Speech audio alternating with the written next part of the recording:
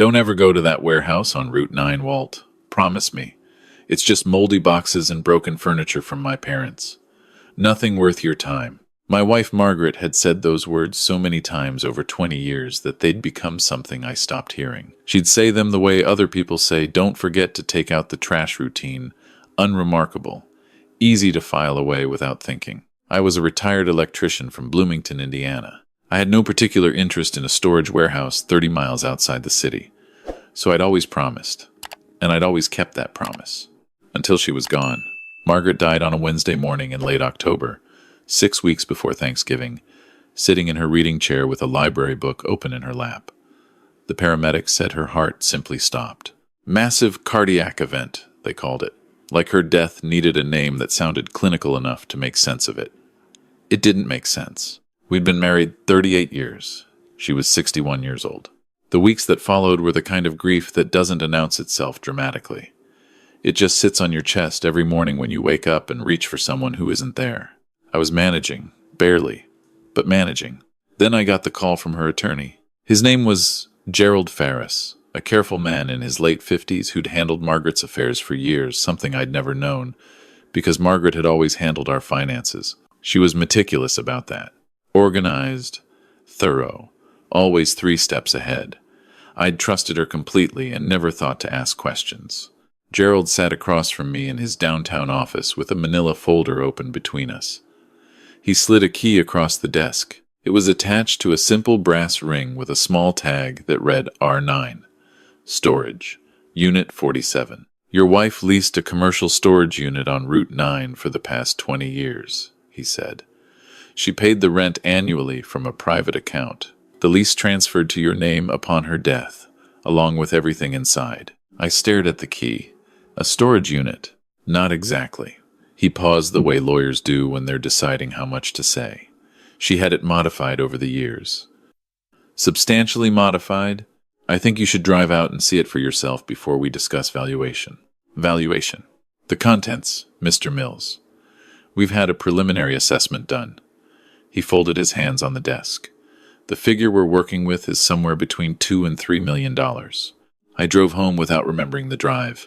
Margaret, who'd clipped grocery coupons into her 50s and refused to replace our kitchen faucet until it was genuinely broken, had been sitting on a fortune for 20 years. Margaret, who'd worried over every car repair bill and insisted we didn't need a second television, had a private storage unit with contents worth more money than I would see in 3 lifetimes.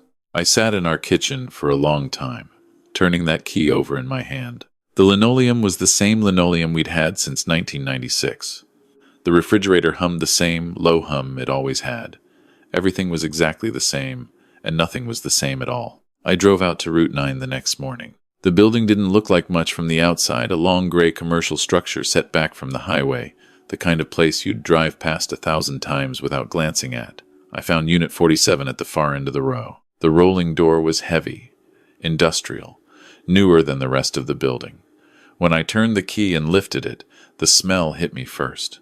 Wood shavings, linseed oil, furniture wax, the smell of a workshop. I stood there for a long moment before I could make myself step inside. The space ran about 60 feet deep. Along the left wall, shelves held hundreds of glass jars organized by color, finish, and wood type. Tools hung in neat rows. 2 workshop tables sat in the middle of the space, clean and organized. And along the right wall, wrapped in moving blankets and custom cradles, were pieces of furniture. Dozens of them. A Chippendale secretary desk, a set of Windsor chairs, a Pennsylvania Dutch blanket chest with hand-painted decoration, a Federal period card table with original hardware. Piece after piece, each tagged in Margaret's neat handwriting with the date she'd acquired it, the condition she'd found it in, and the work she'd done. My wife had been a furniture restorer, a serious one. I found her logbooks in a cabinet near the door, 6 volumes, 20 years of acquisition records, restoration notes, and appraisal correspondence with dealers in Chicago, Cincinnati, and Philadelphia. Margaret had been buying damaged antiques from estate sales, restoring them herself, and selling the ones she chose to sell. The ones in this room she'd kept, the ones she'd loved most, or the ones she'd been saving for something. I read until my legs gave out and I had to sit down on an overturned crate. Why hadn't she told me? I understood the workshop Margaret had always loved working with her hands. Always had a patience and precision I'd never managed to develop. But 20 years of driving out here, doing this work, building something real and meaningful and worth millions of dollars, and she'd never said a word. I was still sitting there 2 hours later when my phone rang. It was my oldest son, Kevin, and something in my chest tightened the moment I saw his name on the screen. Kevin was 35, a financial consultant in Indianapolis, the kind of man who wore pocket squares and sent quarterly reports to his own family about estate planning. He'd inherited Margaret's intelligence, but applied it to everything except warmth. Dad. His voice was the one he used when he was managing a situation.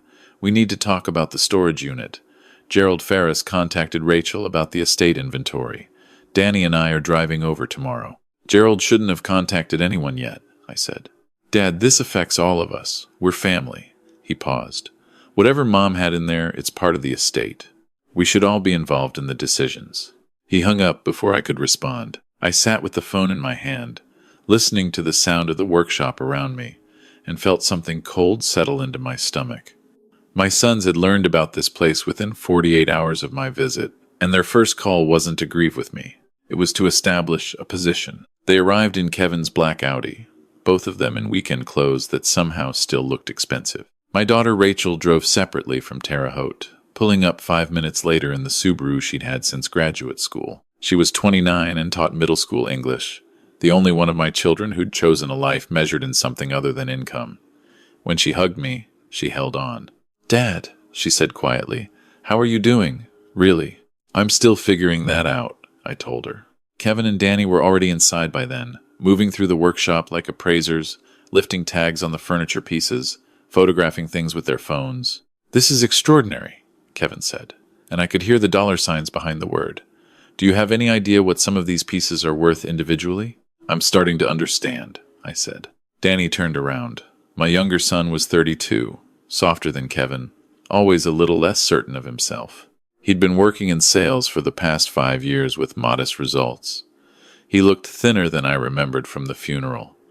Dad, we need to talk seriously about liquidation. Kevin and I have already reached out to 2 auction houses. You've already reached out. Just preliminary conversations, Kevin said smoothly. Nothing binding. But we want to act while the estate is fresh, and before tax implications get complicated. If we move the collection in the next 60 to 90 days. Your mother has been dead for 6 weeks, I said. The workshop went quiet. That's not fair, Danny said. I buried your mother 6 weeks ago. I haven't slept a full night since, and you two have been on the phone with auction houses. I looked at both of them. That's where we are. Rachel had moved to stand beside me. Kevin's expression didn't change the way a younger man's would have. He simply recalibrated. Dad, none of us are handling this perfectly. But the practical reality, I'm not making any decisions today, I said. Or this week. You're welcome to look around. Then, I'd like you to go home. Kevin looked at me for a long moment. Something moved behind his eyes that I couldn't read. There's a room at the back, he said. The door was locked. What's in there? I hadn't noticed a back room. I looked where he was pointing and saw it a plain door set into the rear wall, almost invisible against the paneling. There was a second key on the ring from Gerald's office. I hadn't tried it yet. That's none of your concern right now, I said. But Kevin's jaw had already tightened, and I knew the conversation wasn't over. It was just moved to a different day. I came back alone that night, after my children had driven away. The second key fit the back door. It opened into a room about the size of a large walk-in closet, lit by a single overhead bulb on a motion sensor. There was a workbench, a filing cabinet, and a small laptop sitting on a charging dock. On the laptop screen, a sticky note in Margaret's handwriting, for Walt, when he's ready. My hands were unsteady when I opened it. The desktop held a single folder. Inside were 47 video files. Each one was dated and titled. The first was labeled, Day 1, Hello, My Love. The last was labeled, Day 47, Everything You Need to Know. I sat down on the workshop stool and clicked the first file. Margaret's face filled the screen. She was sitting right here, in this room, at this workbench. She looked like herself, like the Margaret I'd known before the last hard year, before the fatigue she dismissed as getting older. She was wearing the blue flannel shirt she'd had for 15 years, the one with the frayed left cuff she refused to throw away. "Walt," she said, "if you found this, it means you finally made that drive out to Route 9, which means I'm gone, and you didn't listen to me about the warehouse." She smiled, and it broke something open in my chest. "Good. I was hoping you wouldn't." I pressed pause, sat there until I could breathe evenly again. Then I pressed play. "I've been recording these for the past 8 months," she continued, "because there are things I couldn't say out loud, things I needed to tell you but didn't know how, and I was afraid of what they'd do to our family while I was still in it." She folded her hands on the workbench. "I'm going to start with the hardest one." She looked directly at the camera. 3 years ago, I discovered that Kevin has been redirecting money. Not ours, not directly. But I found records showing he'd been diverting funds from the investment accounts he manages for his clients. Elderly clients, Walt. People his parents' age who trusted him with their retirement savings. She paused.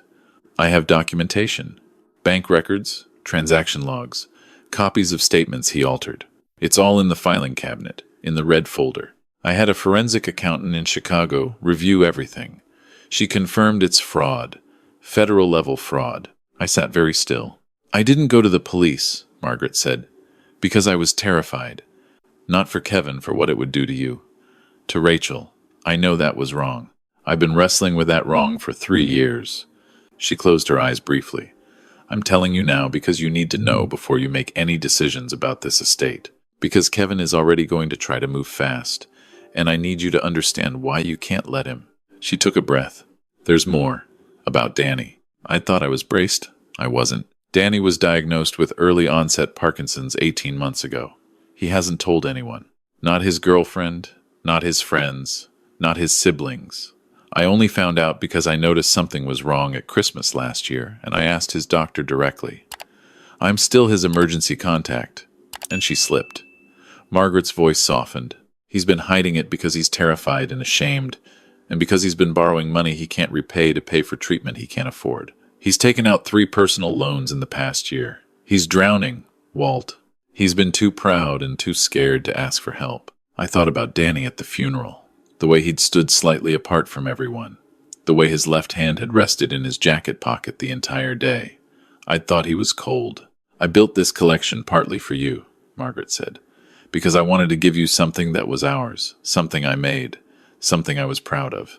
But I also built it knowing that someday this family was going to need something solid to stand on. I wanted you to have something real when the ground shifted." She leaned forward. "There's one more thing, Walt. The most important one. And I need you to watch all the other files before you watch number 47. I mean it. Watch them in order. Give yourself time. Don't rush to the end." She looked at me through the screen with the expression she'd always used when she was asking me to trust her. "I love you. I'm sorry it took me this long to be brave enough to tell you all of this.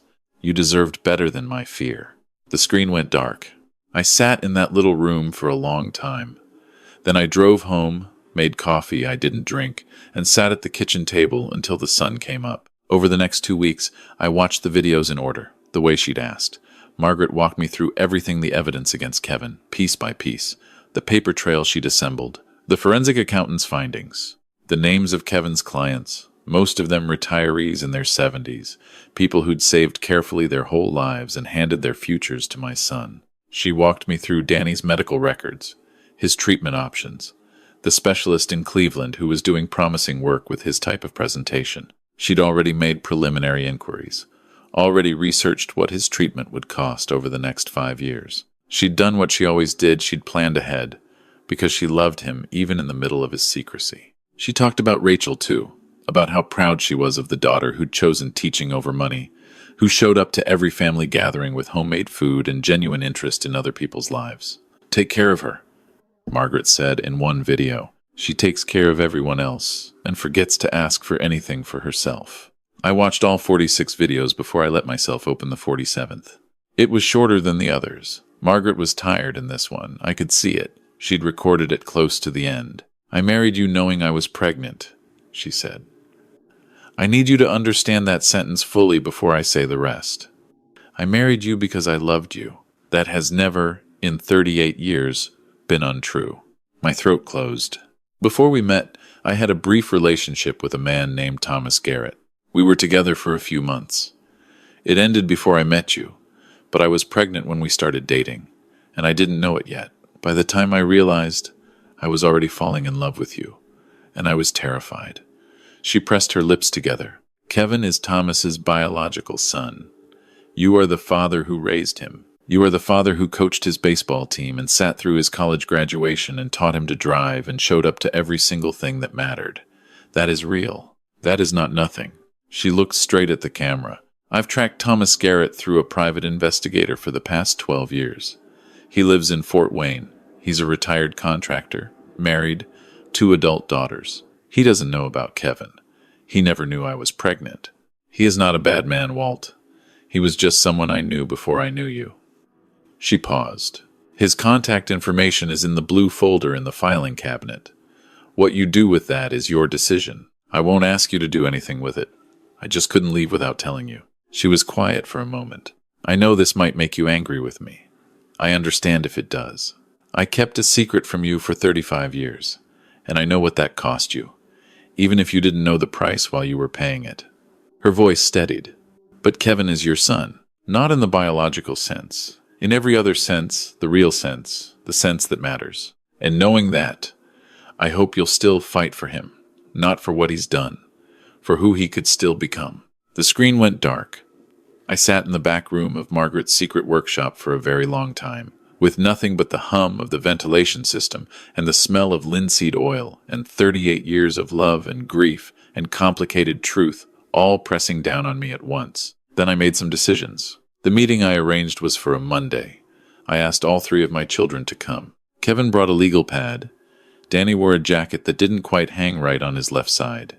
Rachel brought coffee for everyone, which was the most Rachel thing she could have done.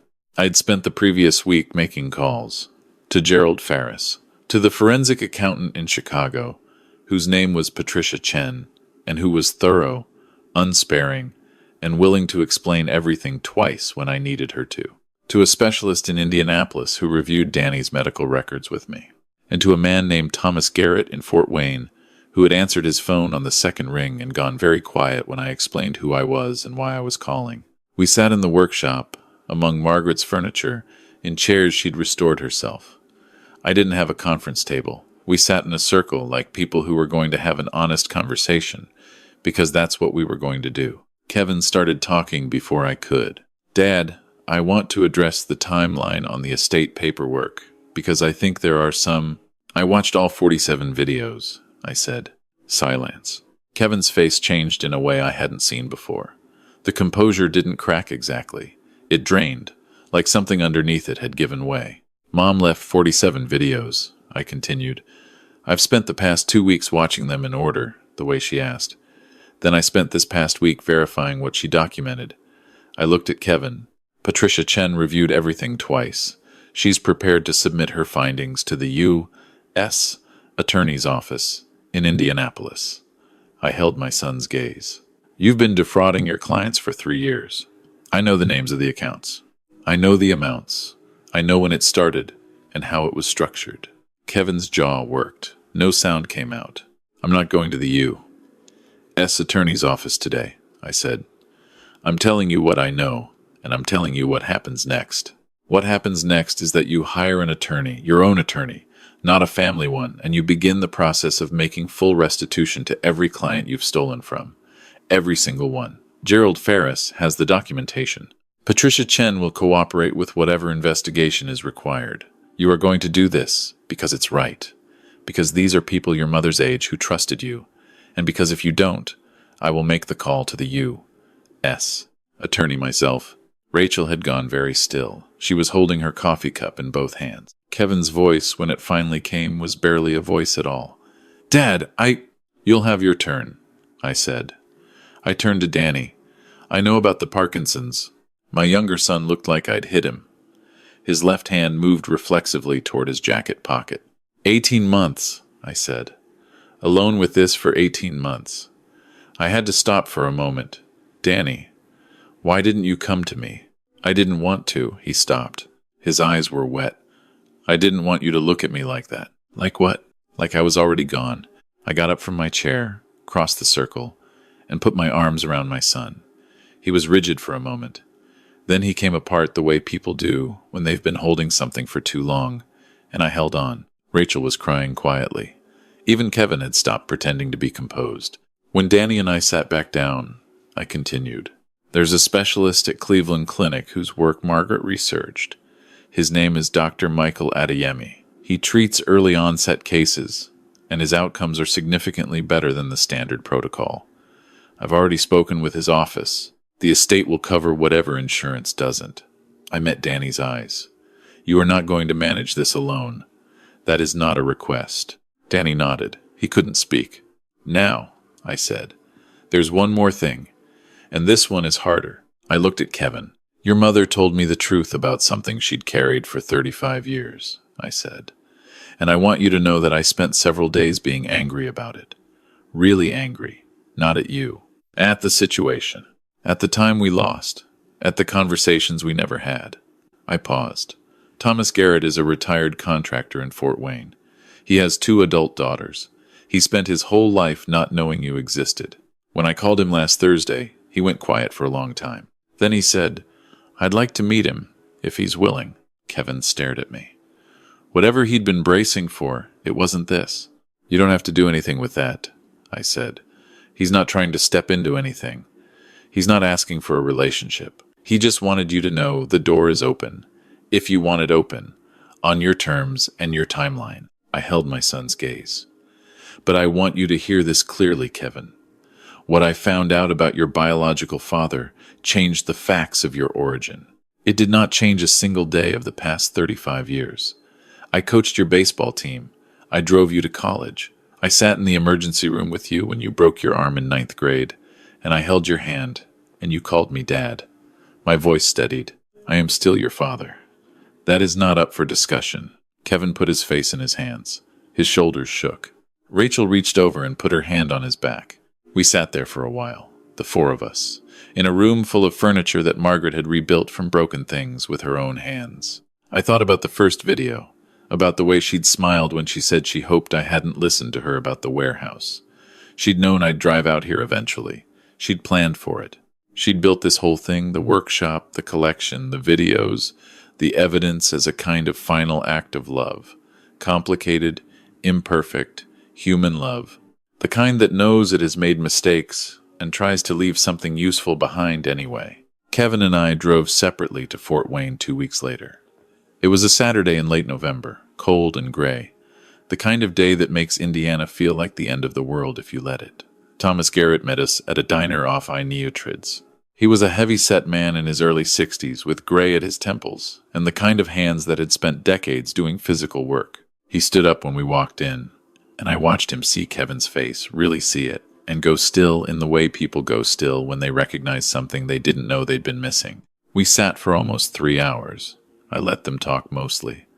Kevin asked careful, measured questions, the way he'd always approached things he was afraid of. Thomas answered them honestly, without overclaiming. He didn't try to be anything he hadn't been. He just sat across from his son and showed up. On the drive back, Kevin called me from his car. Thank you, he said, for calling him. For not just using that as another thing against me. Your mother asked me to fight for you, I said. Not for what you did, for who you could still become. He was quiet for a moment. Do you think I can become something better? I raised you, I said. So yes, I think so. The restitution process took the better part of a year. Kevin's attorney negotiated with the U.S. Attorney's Office, and in the end, Kevin avoided federal charges in exchange for full restitution, disgorgement of all fees, and the surrender of his financial advisor's license. He lost his career. He lost the condo in Indianapolis, and the Audi, and the pocket squares, and the identity he'd constructed so carefully. He moved back to Bloomington for a while, into the house I'd shared with Margaret, and for the first time in years we ate dinner at the same table on a regular basis. It wasn't comfortable, but it was honest, and honest, I'd come to understand, was worth more than comfortable. Danny started treatment with Dr. Adeyemi in Cleveland in January. The early results were better than either of us had let ourselves hope. He was still sick that wasn't going away, but he was no longer sick alone, and it turned out that made a significant difference. both medically and in every other way that counted. Rachel drove up to Cleveland with him for his first 3 appointments because that's who Rachel was. Margaret had been right about her. We didn't sell the collection. Not right away.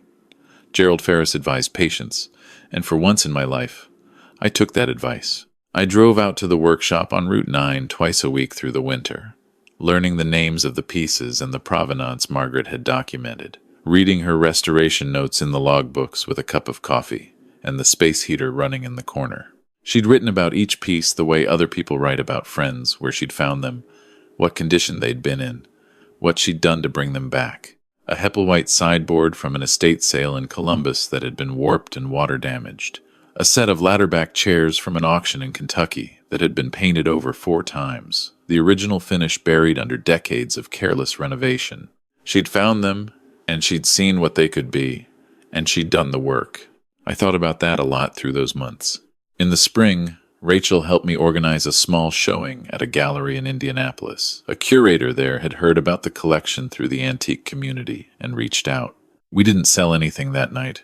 We just showed it, told the stories Margaret had written in her logbooks, watched people stand in front of the pieces and feel something they couldn't quite name. A woman about Margaret's age stood for a long time in front of the Pennsylvania Dutch blanket chest. She finally turned to me and asked who'd restored it. My wife, I said. She loved broken things. She had a talent for seeing what they could be. The woman nodded, like that was the most natural thing in the world. The best ones do, she said. I drove home that night down the same highway I'd driven 6 months earlier, the night after Gerald Ferris slid that brass key across his desk. The Indiana sky was wide open above the flat spring fields, stars beginning to come through in the east. I had Kevin in the passenger seat and Rachel in the back, and Danny in Cleveland getting better, and a collection of beautiful things that a woman I loved had rebuilt with her own hands while keeping a secret I still hadn't fully made my peace with. I didn't know if full peace was possible. I thought probably it wasn't. I thought probably that was all right, that love didn't require clean resolution, only continued presence. Margaret had been there for 38 years, complicated and careful and 3 steps ahead of everyone, and she'd loved us all in the only way she knew how. Imperfectly. Completely. There's something I've thought about a lot since then, about what it means to stay, to show up for the hard version of someone, the version that includes their mistakes and their secrets and the choices they made when they were afraid. My sons had done terrible things. Margaret had kept a terrible secret, and I had stood in a room full of furniture she'd rebuilt from broken things and decided to do what she'd spent her whole life doing, see what it could still become. The oil wells in that video, the one I'd watched the morning after burying a stranger, had pumped their way into someone else's story. My wife hadn't left me a ranch or a fortune in oil. She'd left me a workshop. She'd left me the truth, wrapped in 47 videos, stored in a locked room on Route 9. She'd left me the name of a man in Fort Wayne and the contact information for a doctor in Cleveland and a filing cabinet full of evidence that I could use for revenge or for reckoning, and she'd trusted me to know the difference. I'd like to say I always knew. I didn't. There were nights that winter when I sat in the kitchen with the lights off and replayed everything. I'd lost the version of my marriage I'd believed in, the sons I'd thought I knew, the clean narrative of a life honestly lived. Those nights were hard, but then morning would come, and Kevin would be at the kitchen table, and I'd make 2 cups of coffee instead of 1, and we'd sit together in the particular silence of people who are learning to be honest with each other. And that was something real. That was something you could stand on. If you're watching this, if this story reached you, then you probably already know what I'm talking about. You've held something heavy for longer than you should have. Or someone you loved held something heavy and didn't know how to put it down. The weight doesn't disappear when the truth comes out. But you don't have to carry it alone anymore. That's what Margaret was trying to tell me. All 47 times. I'm still learning to listen.